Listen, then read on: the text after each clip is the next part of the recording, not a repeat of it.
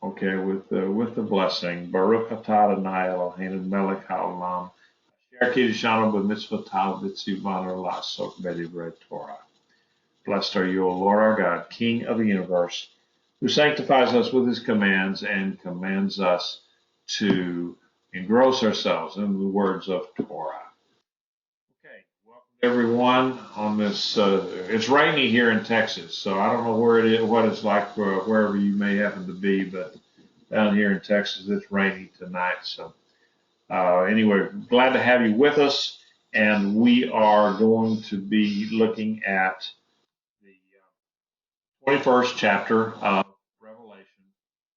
We're talking about the new heaven and the new earth.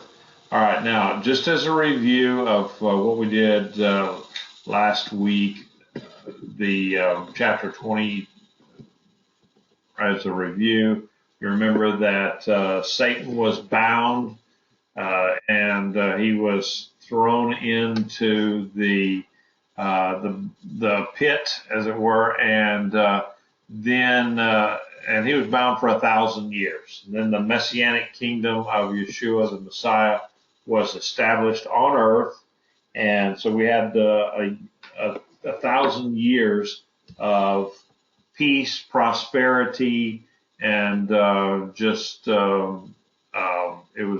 will be a great time on earth, on this earth, and then at the end of that 1,000 years, Satan will be loosed, and he will deceive the nations. A lot of people will follow him again. He will come up against God, or begin to come up against God, but actually before there's even a battle, he will be defeated. And then at the end of that time frame, we have the great white throne judgment, so that that then is where Satan is judged, the Antichrist is judged, and well, in fact, the great white throne judgment is where all the unrighteous are going to be judged. And those that says that their name, if their name is not in the book of life, then they will be thrown into the lake of fire with Satan, the fallen angels, the Antichrist, and the false prophet. All will then be put in the lake of fire forever. That's a never-ending punishment for the unrighteous. And they say, well, where's this lake of fire? Well, there are things in the book of Revelation that you just have to think about in terms of beyond our scheme of dimensions. I mean, we've got, what do we got, 4 dimensions or something like that, height and depth and width and time. And then physicists now tell us that there's maybe 10 dimensions, whatever those may be. But certainly the lake of fire, that aspect of eternal punishment, will be, I believe, outside of our understanding, and it'll be beyond space and time. Revelation 21:1. Then I saw a new heaven, a new earth, for the first heaven and the first earth had passed away, and the sea was no more. Okay,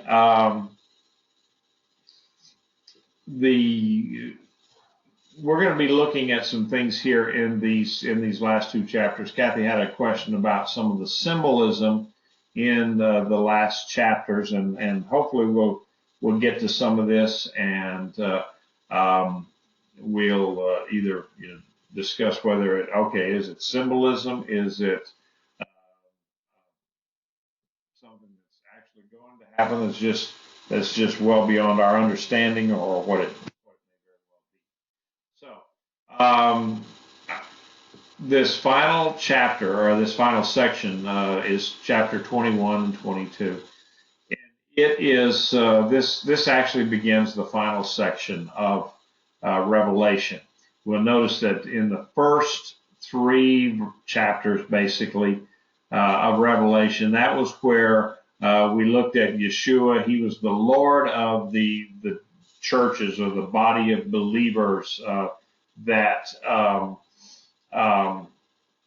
what we looked at. Remember, it was the letters to the 7 churches in Asia Minor. Then we get to chapter 4 and through all the way through 15. And what was that? That was where it showed Yeshua as the lion, or the ruler over nations, and everything that went on in the book of Revelation was according to the plan of God. I mean, you had all of the seals being broken on the scrolls, and who was worthy to break the seals or open the seals, but no one but Yeshua, because he was the only one that was found worthy. And you had the trumpets being blown, and the various plagues and events that poured out, the judgments poured out on the earth. And then finally you had the 7 bowls being poured out, and those again would be the judgments of God over the earth and the unbelievers. Well, and the believers will be on the earth at the same time. And then finally we get to chapter 21, and we see Yeshua, the Lamb among believers. Okay, that God dwelling with his people. And so Michael, okay, first of all, Kathy said there's so much symbolism in the prior chapters. It occurs to me that maybe chapters 19 and 20 have symbolism, but we take this literally. Yeah, I would caution against taking it too much symbolism, because there will be a heaven, there will be a hell. There's this lake of fire. I believe it is a literal place. It will take place. And again, some of these things are outside of the dimensions that we can see and feel and hear. There are angels all around us, and every once in a while, we will see an angel come into our lives, but there again, they are outside of our normal dimensions that we know of, the 4 dimensions that we know. And I could tell you some stories about angels in our own family life, and where we saw them and interacted with them, not knowing until after it was all over with, wow, that was an angel, because that was something that only a supernatural being could have known or could have done. With ranging from where an angel protected my oldest son from in a car accident. He should have been killed and he wasn't, and to my youngest grandson, who did die and went to his soul, or his existence went to heaven, and he spoke of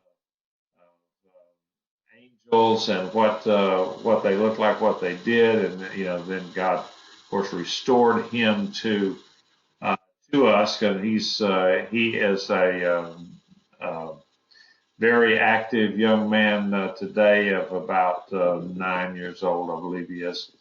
So, or 9 or 10, something like that. So we've seen angels around us, and that's a different realm. It's a different dimension. So just because we can't see them, or we can't put a hand on things, doesn't mean that they're not real. It just means that we don't have the ability yet of experiencing it, or just reaching out there and feeling it, touching it with the senses that we have. So Michael McGuckin says, looking at the literary structure of Revelation, we are reading the final chiasm of the book. I call this final chiasm the millennium. I'm guilty of not preparing for class, so I'm sure that the exact passage of this, unsure of the exact passage.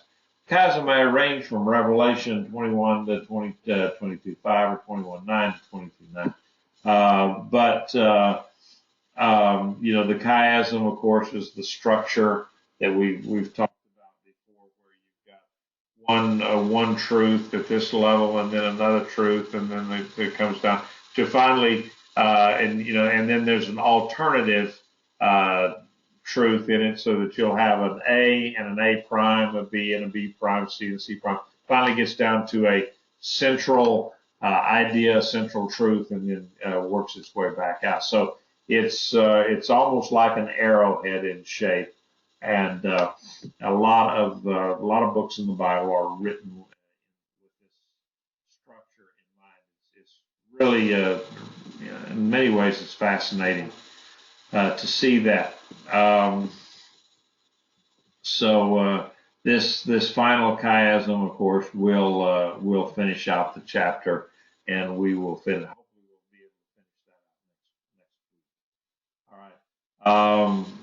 So was that it, Kathy? You said just wondering? Was that something else or did that kind of? I guess if we went back to the symbolism of chapters 19 and 20, there's some things that I don't understand. I don't know. Can I fully explain them? No, I can't. Paul said that we look through, we see this stuff through a glass darkly, but someday we'll know, and we'll be able to figure it out. Say, oh yeah, I remember that. Now I understand. Kind of like the disciples did after the resurrection of Yeshua. They see him, then they finally, the light bulb comes on, like on the road to Emmaus, where the Lord is speaking to these guys, and then as soon as he's done speaking with them, he disappears, and they look at each other and say, oh, yeah, I understand now, and oh, where'd that guy go? That was the Messiah. Okay, so it's maybe we'll be like that. So let's go ahead and go on. Now there are quite a few prophecies. I only put up 2 or 3 here of this new heaven and new earth, because in Revelation it doesn't really. I don't know. It doesn't really fill out the flesh of it all that much. I mean, here it is confined to a couple of chapters and actually just a few verses talking about the new heaven and new earth. But as early as back in Isaiah's day, which that would have been, I don't know, somewhere around 500 BC, somewhere around there. So that would be in 500 years before 600 years before John wrote the book of Revelation. Isaiah said that in 65, 17, and 18, he says, for behold, I create new heavens and a new earth. The former things will not be remembered or come to mind, but be glad and rejoice forever in what I am creating. For behold, I am creating Jerusalem for rejoicing, and her people for joy. So we see what the kind of a purpose that God said he's going to make Jerusalem for is for rejoicing, for being happy, for being full of joy. And I'm sure that it's what it's going to be when we have that new Jerusalem and new heaven and new earth and all of that.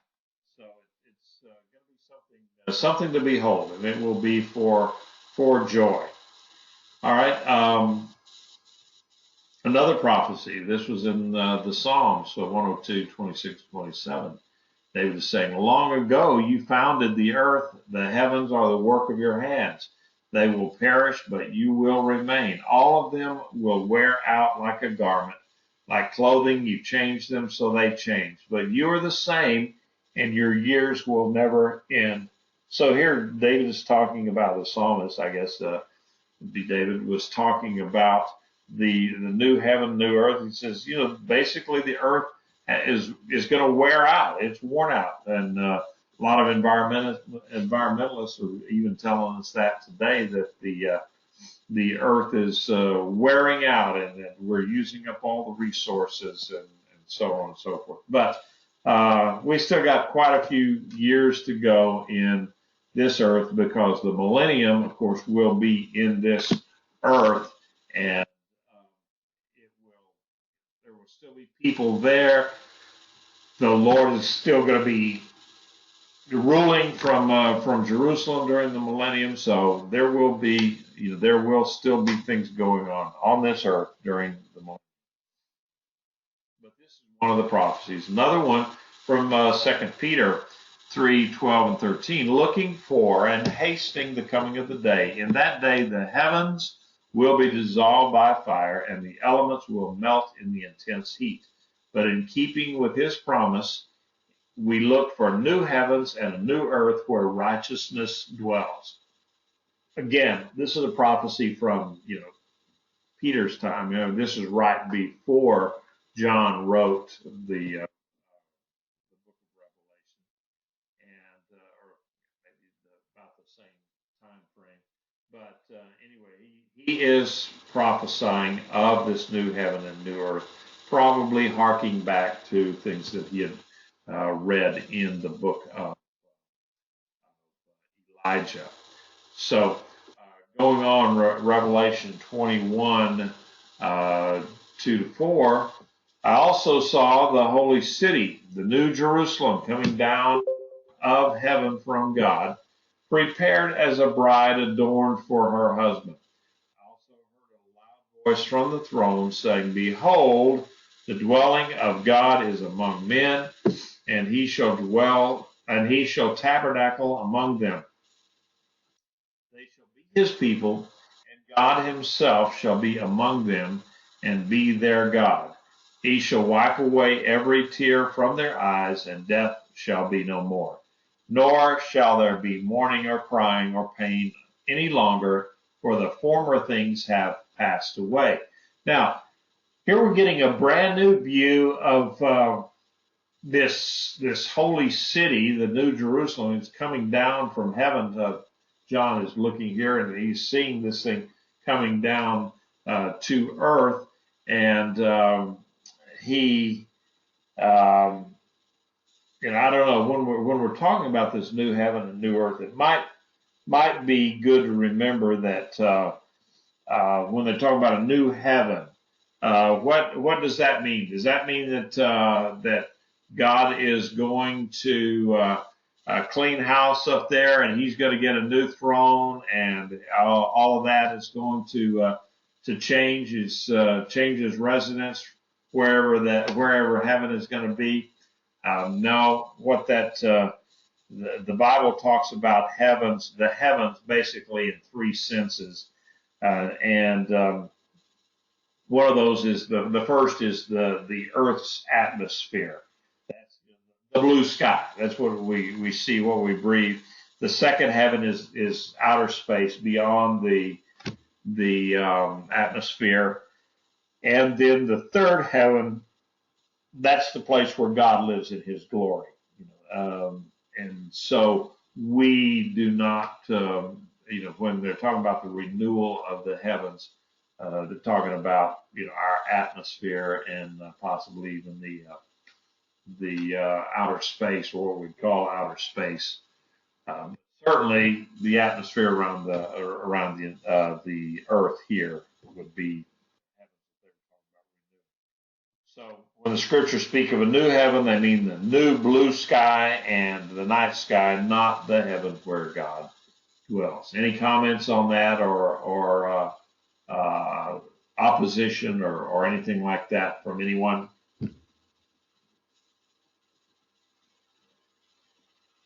Okay. The new heaven, the new earth. The ancient Greek word translated here, and here we've got a Greek scholar here, the Kaini, I guess Kaine, or Cain, means new in character and fresh. It doesn't mean recent or new in time, but it's this isn't just the next heaven, next earth. This is an actual better heaven, better earth that will replace the old thing that seems to be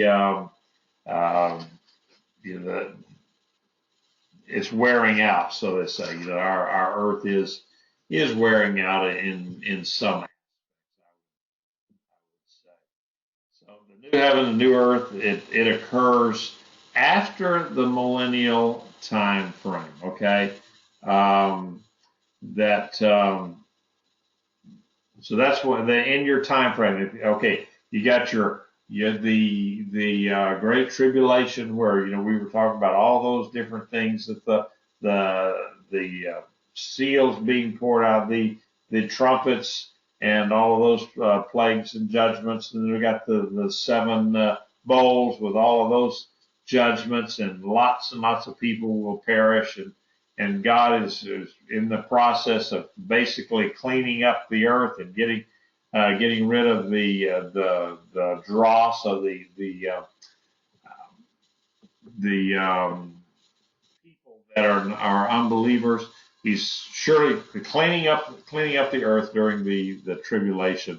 Finally, we have the end of the tribulation. Satan is defeated. He's cast into the pit, and we begin 1,000 years of the reign of Yeshua on earth from Jerusalem. So it's going to be something that right now I think we could you could put your hands on it. There will be a new temple. We've talked about it before. In this new temple, we'll have sacrifices for this 1,000 years. And why are we doing that? It's not for atonement. It will be for a memorial. We will be during the millennium. We will be celebrating the feasts. Certainly, we will be celebrating Sukkot, because it says that the kings of the earth will have to come up to Jerusalem. And remember, I said you never go down to Jerusalem, you always go up to Jerusalem.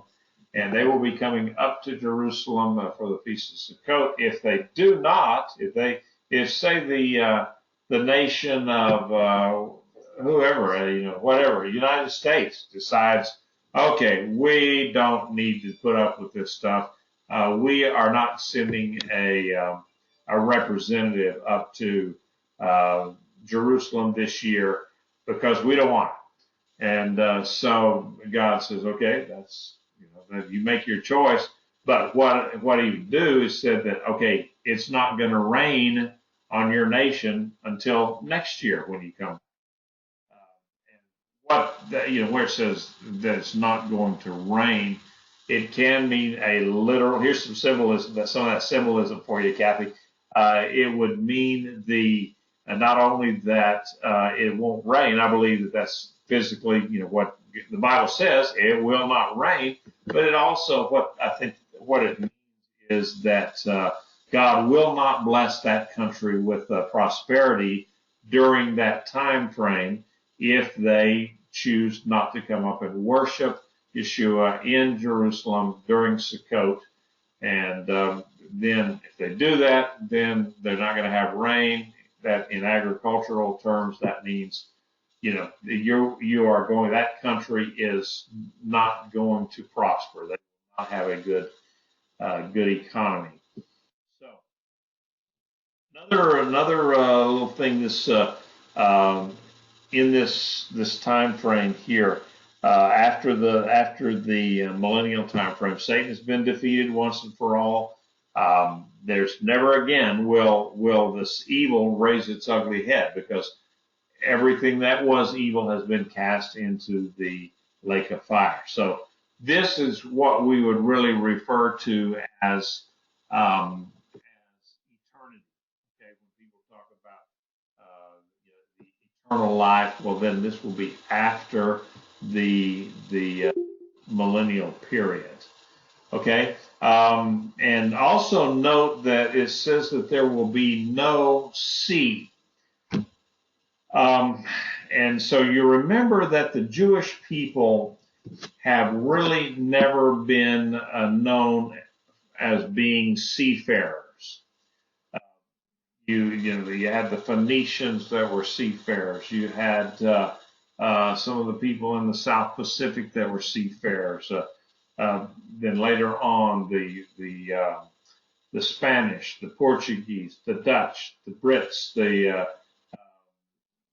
French, all the people, they had vast navies. But Israel never had much of a navy, even during the time of Solomon, when he basically hired a navy and he had mercenary boats. So why is that? Well, because to the Jew and their mindset, just kind of a corporate mindset, they viewed the ocean as something pagan, foreign, and that the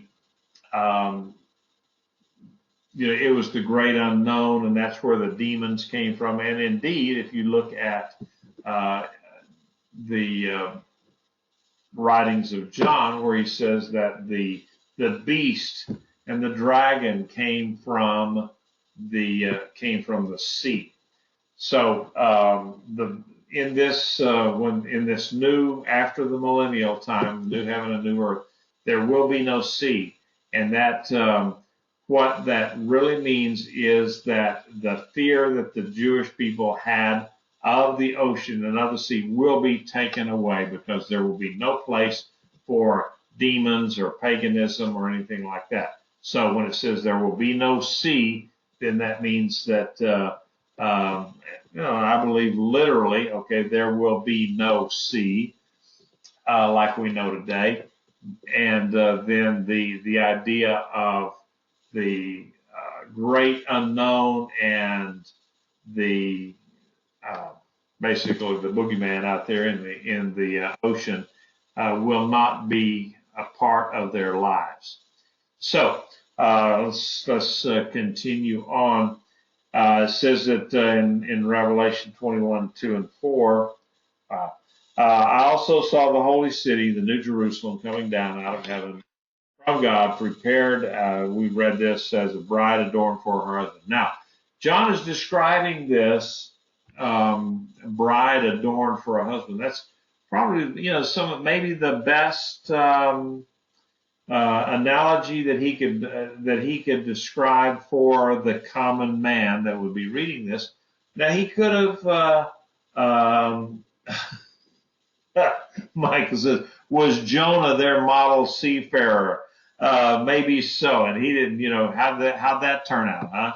Okay, but John, he gets up there and he's thinking, okay, how can I describe this beautiful city come up? And the best thing that he could come up with was that it was a bride adorned for her husband. You know how even today the thousands and thousands of dollars that women will pay out, well, actually the woman's mother and father will pay out for this wedding dress and all the bridesmaids and flowers and all of that sort of stuff to make the bride look as best she can. She'll probably never look better in her life than the day that she gets married.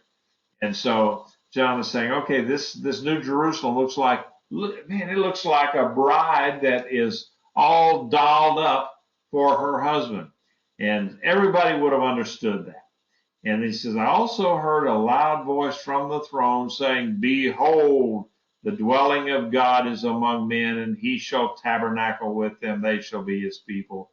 And God himself shall be among them and be their God. That's my best Cecil B. DeMille, okay? He shall wipe away every tear from their eyes, and death shall be no more, nor shall there be mourning or crying or pain, nor pain any longer, for the former things have passed away. It's kind of unusual.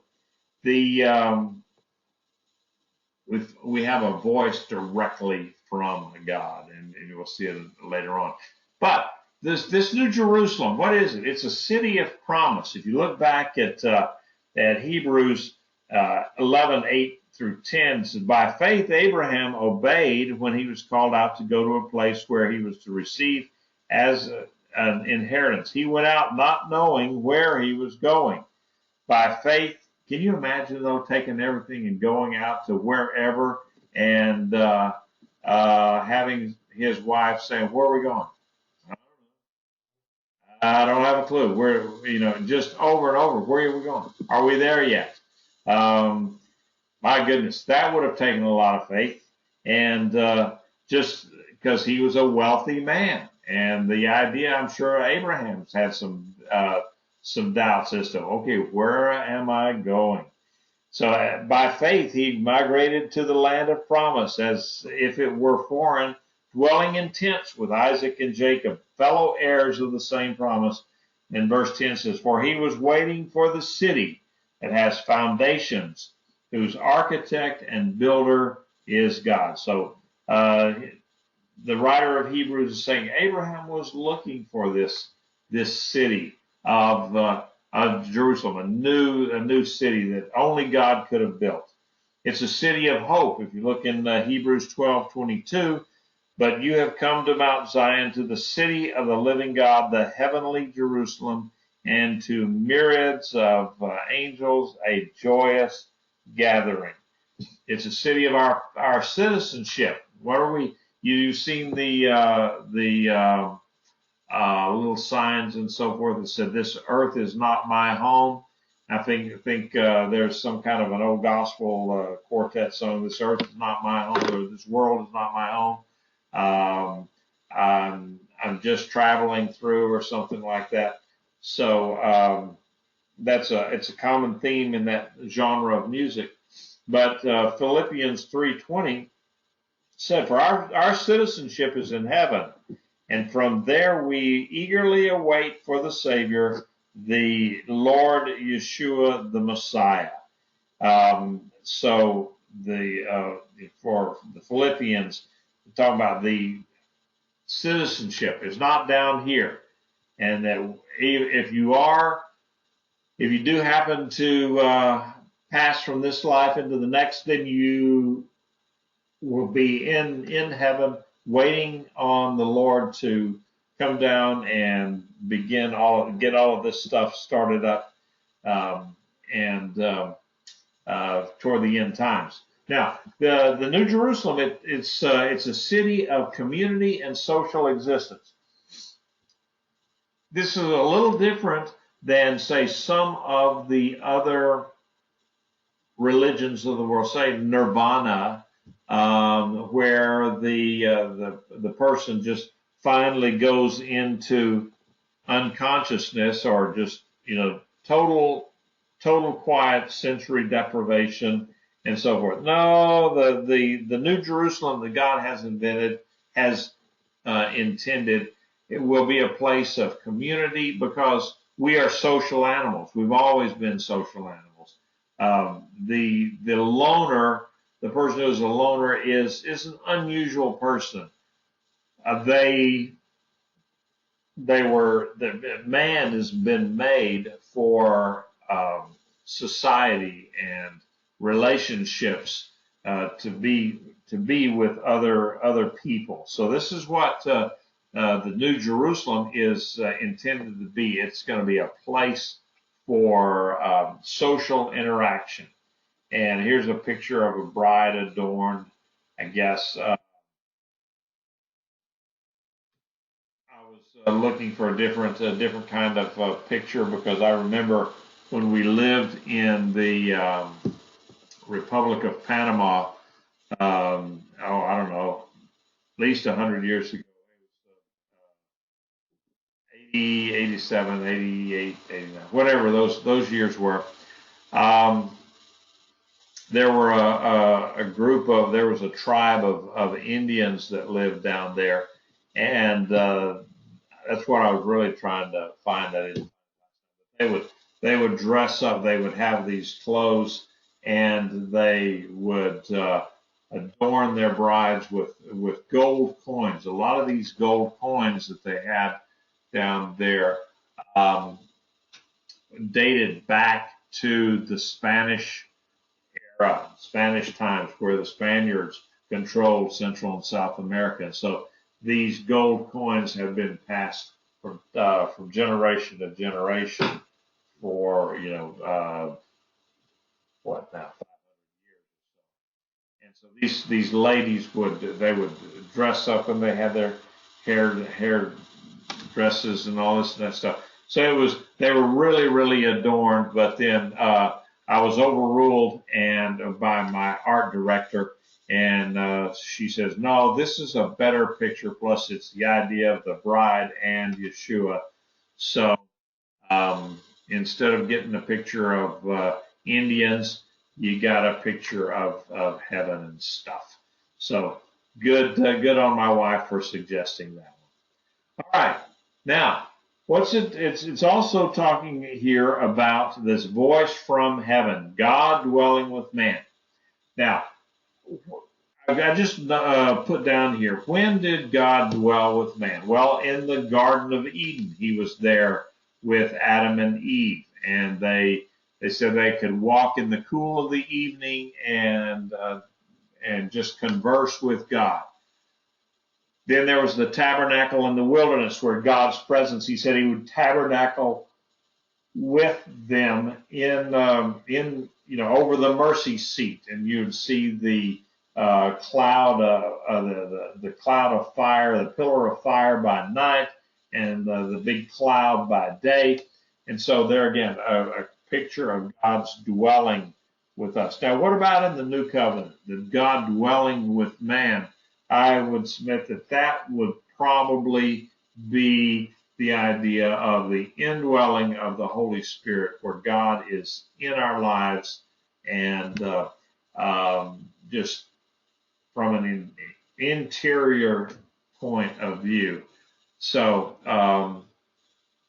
and then now we've got the New Jerusalem, where again God is going to dwell with man, and it will be again outside of ourselves, and it will be a physical presence in the city. Okay, any comments or questions so far? Okay, anybody? All right, going on.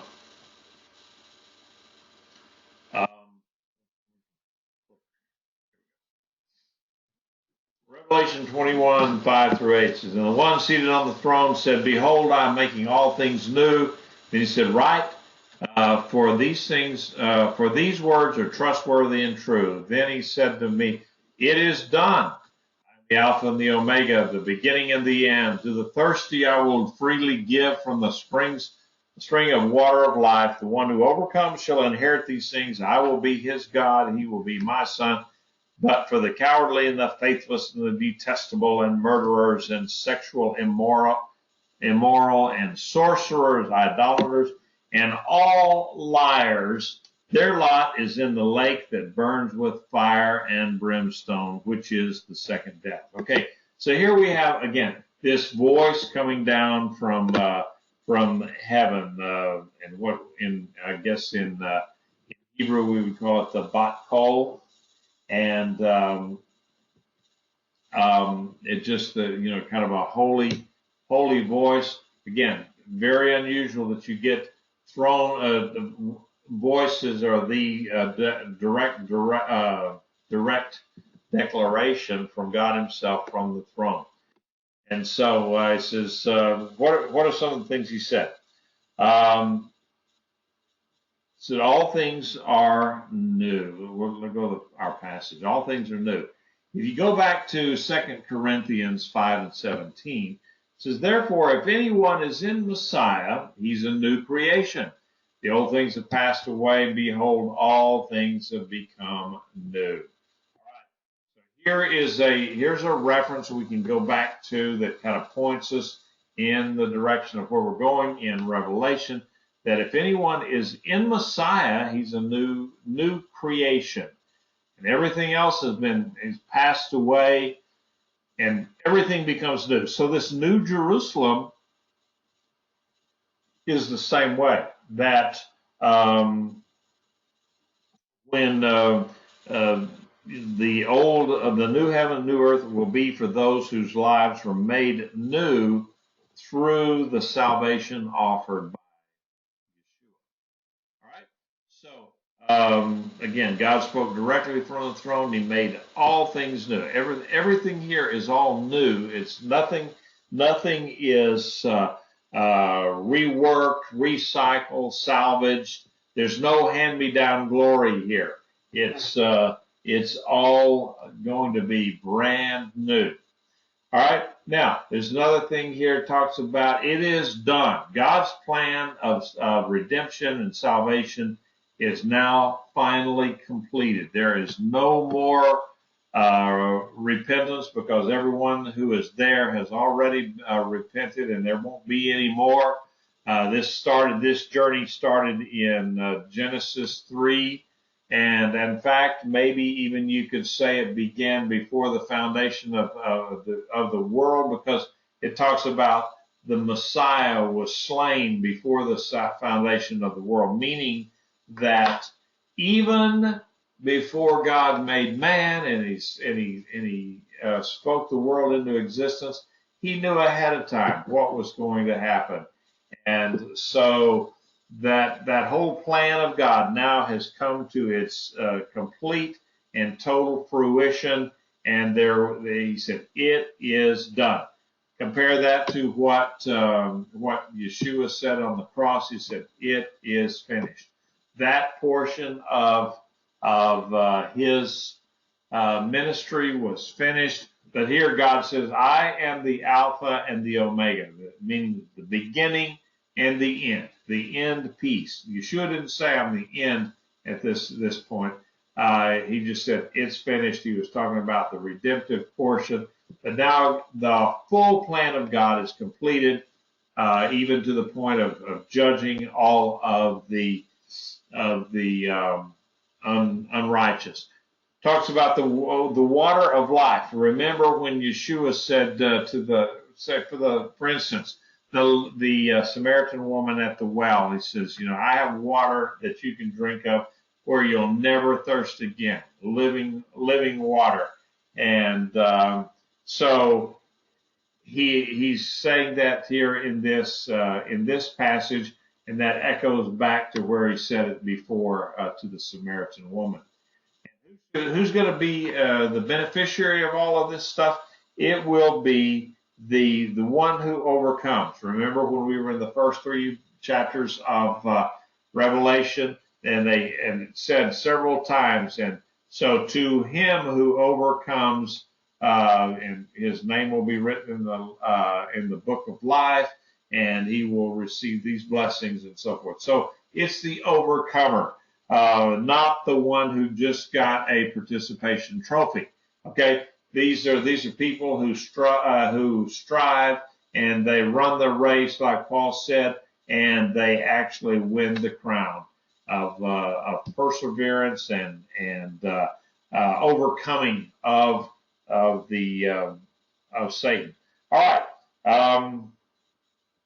Any questions, comments, anything yet? All right. This next passage here. Then it came, the 9 through 14. Then came one of the 7 angels, holding the 7 bowls full of the 7 final plagues, and he spoke to me, saying, "Come, and I will show you the bride, the wife of the Lamb." Who was? Then he carried me away in the ruach to a great and high mountain, and he showed me the holy city, Jerusalem, coming down from heaven, out of heaven from God, having the glory of God. Her radiance like a most precious stone, like a jasper, sparkling like crystal. She had a great high wall with 12 gates, and above the 12 gates, 12 angels. And on the gates were inscribed the names of the 12 tribes of Bnei Israel. 3 gates on the east, 3 on the north, 3 on the south, and 3 on the west. And the wall of the city had 12 foundations, and on them the 12 names of the 12 emissaries of the Lamb. Now, notice these this, I don't know, this just kind of struck me funny. This will kind of mess up somebody's theology. But when it talks about, it says, okay, I'm going to show you the bride. Hey, John, you want to see the bride? What does the bride look like? Sure, let's look at the bride. So he carried John up to this high mountain.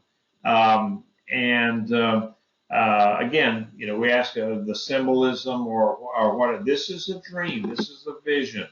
Carried him up to a high mountain, and so he showed me the holy city, Jerusalem, coming down from the heaven.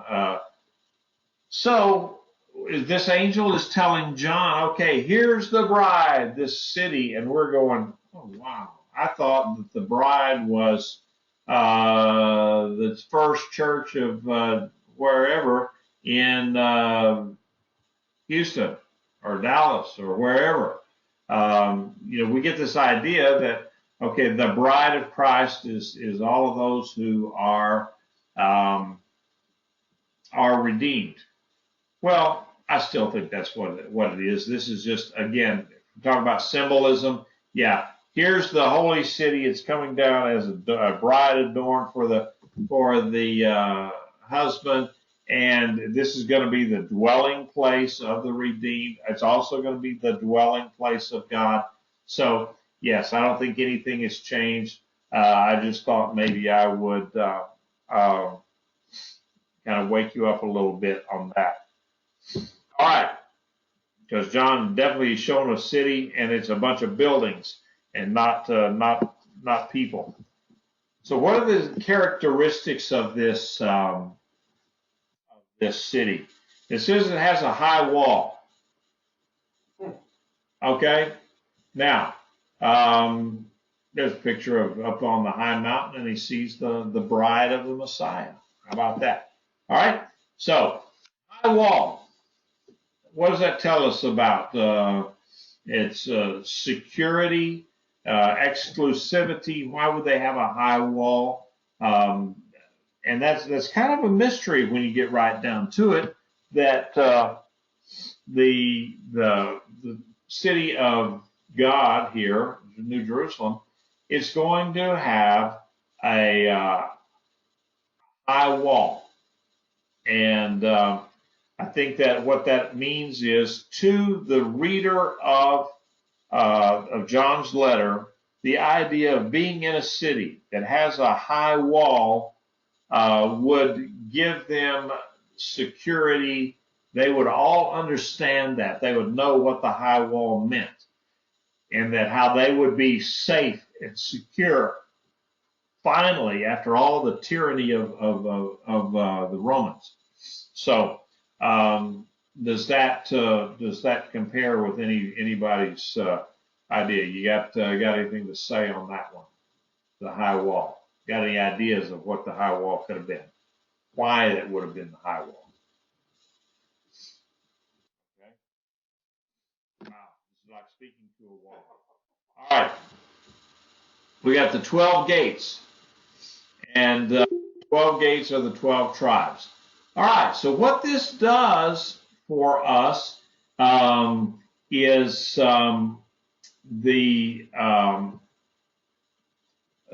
12 tribes.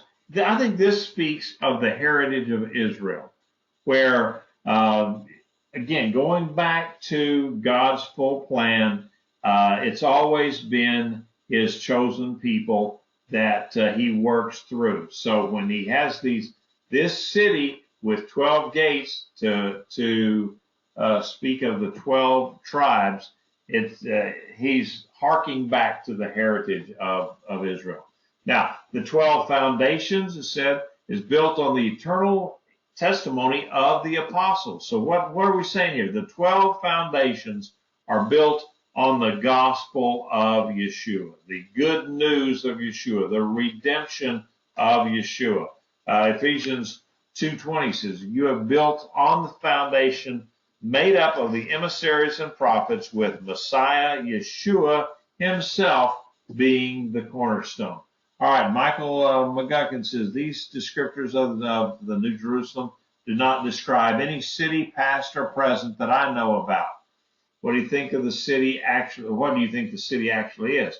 Commercial city, military fort, government administrative center, banking city, factory city, or other? I think it's all of the above and none of the above. It's going to be something that is, I don't believe that there will be any like a military fort, and because there won't be any requirement for that, and there won't be any utility companies because they said that God and Yeshua are the light of this city. So. Going on, the angel speaking with me had a gold measuring rod to measure the city and its gates and walls. The city is laid out as a square. Its length and its length the same as its width. He measured the city with the rod 12,000 stadia. Its length and width and height are equal. He also measured its wall 144 cubits by human measurement, which is also an angel's measurement. Okay.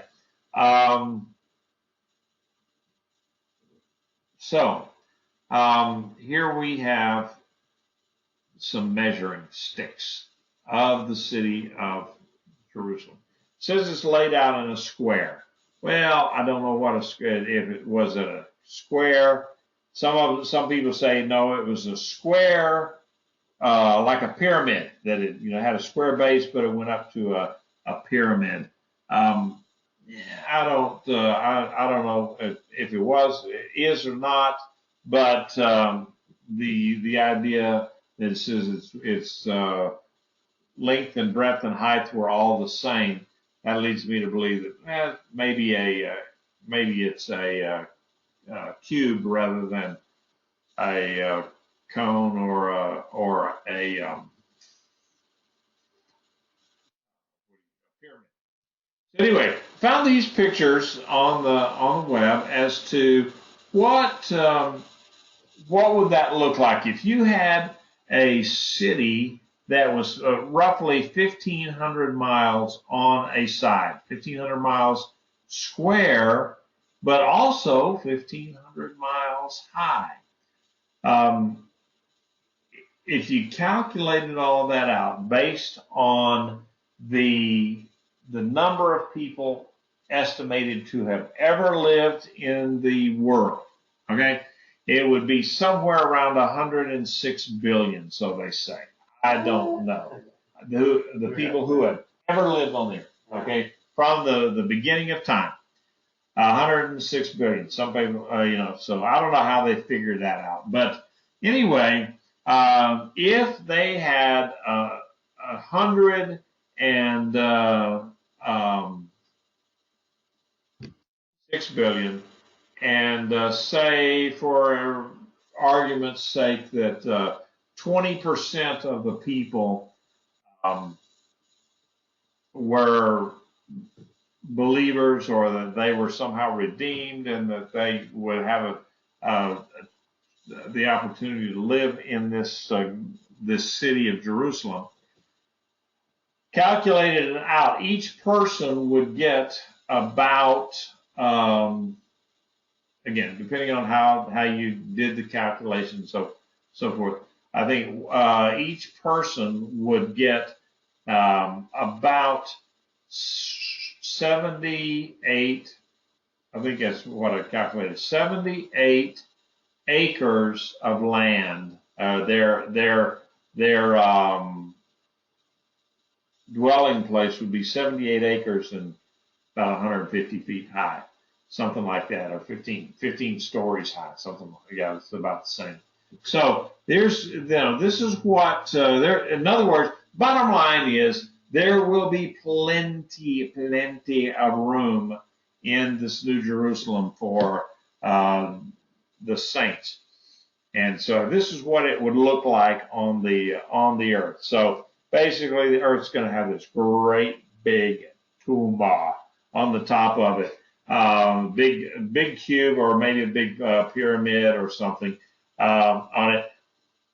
What's that going to look like, and how's that going to play out in physics with the earth spinning and there isn't spinning? It's going to be a new heaven and a new earth. Maybe it doesn't need to spin. I don't know. Kind of cool to kind of think about, isn't it? So anyway, but that's what it would look like if you had a city 1,500 miles on a side that was, a cube. Interesting, huh? Okay. Getting down toward the end, the material of the city's wall was jasper, while the city was pure gold, clear as glass. The foundations of the city wall were decorated with every kind of precious stone. The first foundation was jasper, the second sapphire, the third chalcedony, whatever that is, chalcedony. I don't know. Your pronunciation is as good as mine. The Greek scholar behind me says he doesn't know. Okay, the fourth emerald, the fifth sardonyx, the sixth carnelian, the seventh yellow topaz, the eighth beryl, the ninth topaz, the ninth chrysoprase, chrysoprase. I don't know. Again, the 11th is jacinth, the 12th amethyst. Okay, now just so you know, I have looked up some of these things, and as far as the pronunciation, they just depending on which website you pulled up, how they pronounced it, whether it was chrysoprase or chrysoprase or whatever. But anyway, these precious stones, it was amazing. I looked up jasper, and jasper could be red, or it could be like polka dotted, or it can have little lines going through it. Amazing the variety of what jasper could look like.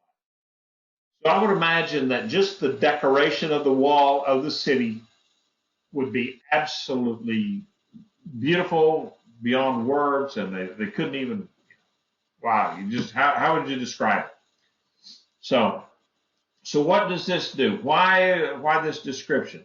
What I think rather than talking about that it would describe the wealth and all that of God, what it would more likely describe, I think, would be the holiness of God, the sovereignty of God, and that's what all these decorations and everything would entail. And that the foundations of the city wall, we had already talked about how they were the 12 apostles. And so that foundation of this city was built on the Besorah, the gospel of Yeshua. So it said the city of gold was pure, and it was like glass. So gold was so pure that it was like glass. Well, we don't even know how to describe that, and that obviously neither did John. What gold so pure that it was like glass, and it was adorned in all sorts of precious stones. I mean, who knows? I mean, they were just everything, all manner. And I would imagine that just about anything that is a precious stone, it's going to be on there. So all this points to God's glory and His holiness. So Revelation 21, 22, and 23, I saw no temple in her, for its temple is Adonai Elohei Tzvaot and the Lamb. And the city has no need for the sun or the moon to shine on it, for the glory of God lights it up, and its lamp is the Lamb. So now this is pretty straightforward, actually, that there's no temple. Remember, in the millennial kingdom in Jerusalem, there will be a temple, because it says Yeshua will be reigning from the temple. The millennium is going to be a much more physical state than this new heaven and new earth and new Jerusalem, which will be a much more ethereal state, because it's going to be purified. It's going to be clean.